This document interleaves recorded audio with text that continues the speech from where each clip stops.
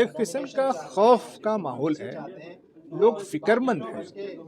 तो बंगाल गवर्नमेंट का काम है कि वो वहाँ की जनता का जो खौफ है, उनको जो परेशानी है, उनको जो उनके फ्यूचर, उनके लाइफ को जो थ्रेट्स हैं, उसको दूर करें। अगर हुकूमत या हुकूमत जिस पार्टी की, वही पार्टी के लोग अगर वो वायलेंस करेंगे, तो उस वायलेंस को, उस गलती को कौन रोकेगा?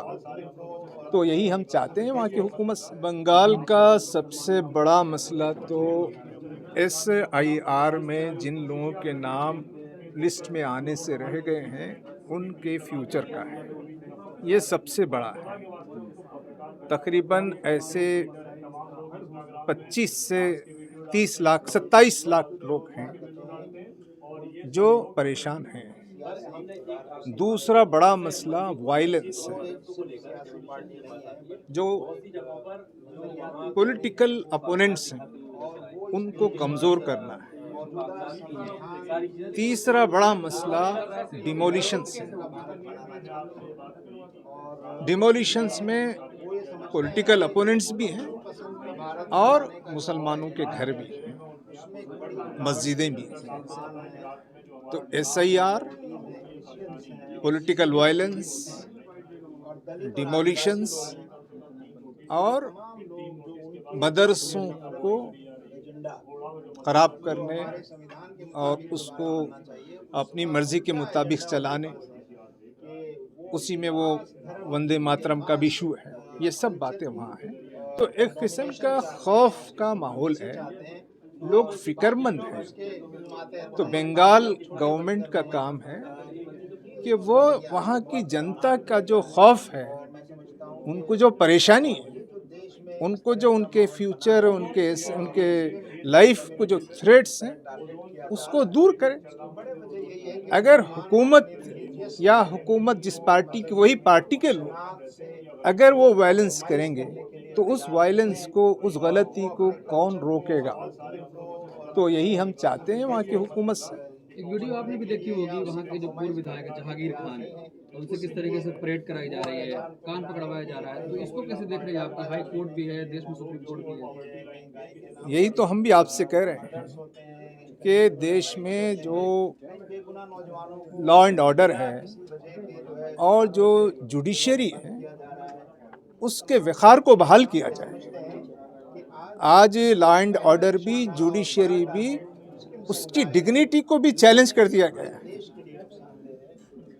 ये जैसे नाक पकड़ रगड़वाना है, कान पकड़वाना है या पदयात्रा करवाना है, ये तो इंसल्ट है। लोगों को बताना है कि हम जो चाहे कर सकते हैं। अदालत की अहमियत नहीं है, इंसाफ की अहमियत नहीं है, ताकत की अहमियत है। आज हमारे पास ताकत है तो हम ऐसा भगा सकते हैं, घुमा सकते हैं। ये मैसेज देना चाह रहे हैं। तो ये बहुत संगीन गलती है। इस पर काबू पाना चाहिए वहाँ की हुकूमत को भी और अदालत को भी, वरना फिर हुकूमत और अदालत की ज़रूरत ही ख़त्म हो जाएगी। मलिक साहब, इस पूरे मामले पर TMC भी खामोश है। ममता बनर्जी का कोई बयान नहीं आता। अभिषेक की अगर पिटाई होती है तो पूरी TMC उछलने लगती है, बयान आते हैं, विपक्ष बोलने। हमारा किसी एक पार्टी, दो पार्टी, तीन पार्टी से मसला नहीं है। हम तो कह रहे हैं कि ये जो पॉलिटिकल सिस्टम है, ये जो पॉलिटिकल कल्चर बना हुआ है, ये देश में, देश की जनता के हक में नहीं। हर पार्टी गुनाहगार है,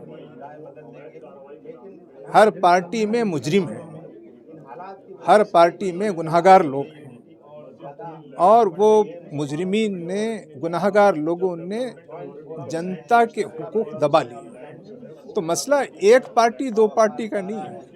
ये पूरा पॉलिटिकल सिस्टम ही करप्ट है। ये पूरा पॉलिटिकल सिस्टम ही अवाम दुश्मन है।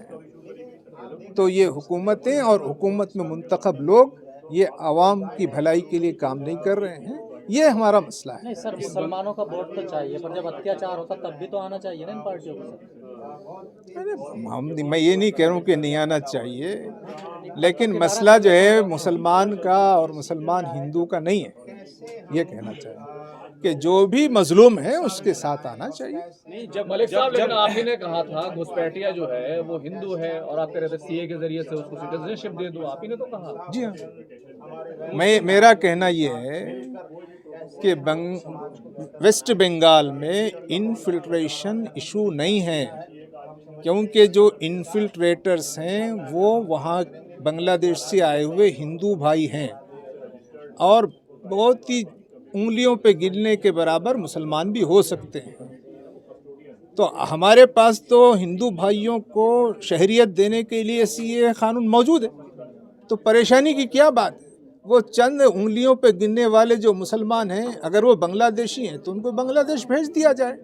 लेकिन इनफिल्ट्रेशन वेस्ट बंगाल में इशू नहीं है। वो जो आए हुए हैं बांग्लादेश से वो हमारे हिंदू भाई हैं और हम उनको यहाँ शहरियत देना चाह रहे हैं। क्या मसला है?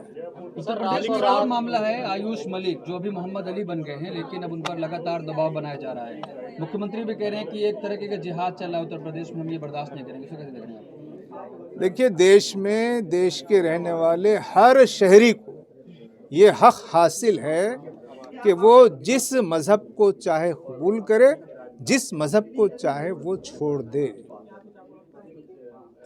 इंसान को अल्लाह ताला ने पैदा किया है, लेकिन अल्लाह ने उसको मजबूर नहीं किया कि वो अल्लाह की फरमाबरदार बने। इंसान को हक दिया, आज़ादी दी कि चाहे तो वो अल्लाह का फरमाबरदार बंदा बने, चाहे तो वो अल्लाह का नाशुक्रगुजार बंदा बने। तो पैदा करने वाला ये फ्रीडम दे रहा है कि तुम चाहो तो ये रास्ता इख्तियार करो, चाहो तो वो रास्ता इख्तियार करो। तो दुनिया में कोई ताकत भी इंसान की इस आज़ादी को नहीं छीन सकती है, ये हमारा कहना है। लेकिन कह रहे हैं कि साजिश है, ये जिहाद किया जा रहा है। पहले लड़कियों को फंसाया जाता था, अब लड़कों को फंसाया जा रहा है। देखिए कि शादी करना हो तब भी आज़ादी है कि वो अपनी पसंद से शादी करे। मज़हब को चुनना है तब भी उसको आज़ादी है, अपनी पसंद का मज़हब चुने। ये इन आज़ादियों को ख़त्म करना या ख़त्म करने का सोचना, ये एहसास कमतरी की अलामत है। ये कोई इनसिक्योरिटी है। किस बात का डर है? क्यों पाबंदियां लगाई जा रही हैं? पाबंदियां ना लगाई जाए, नौजवानों को मौका मिलना चाहिए। जिससे मोहब्बत करता है उससे शादी करेगा, फर्जी सर, फोर्जरी जो रास्ता अच्छा दिखेगा वो मजहब इख्तियार करेगा। लेकिन मलिक साहब, इसमें कार्रवाई उस वक्त हुई जब बजरंग दल सामने आया। बहुत पहले का मामला है, 2009 से आयुष मलिक कह रहे मैं प्रैक्टिस कर रहा हूँ इस्लाम की। तो सवाल ये कि क्या उत्तर प्रदेश में लॉ एंड ऑर्डर नहीं है? जो भी आ रहे हैं उनको ये हक नहीं है कि लोगों की आज़ादियों पर पाबंदियां लगाएं। ये पाबंदियों का नहीं, आज़ादियों का देश है, आज़ादियों का कबूल किया जाए। आयुष मलिक जो इस्लाम लाए, क्या जमात इस्लामी उनको सपोर्ट करेगी, उनका सहारा बनेगी?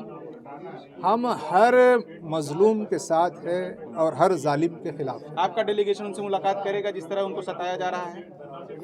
हर मजलूम की हम मदद की कोशिश करेंगे। और मजलूम थे चांदनी कुरैशी, ये सब जेल तो वही गई है, लेकिन उसका परिवार जा रहा है, उसकी कोई बात नहीं कर रहा। वो आए, हम कोशिश करेंगे, मदद करेंगे।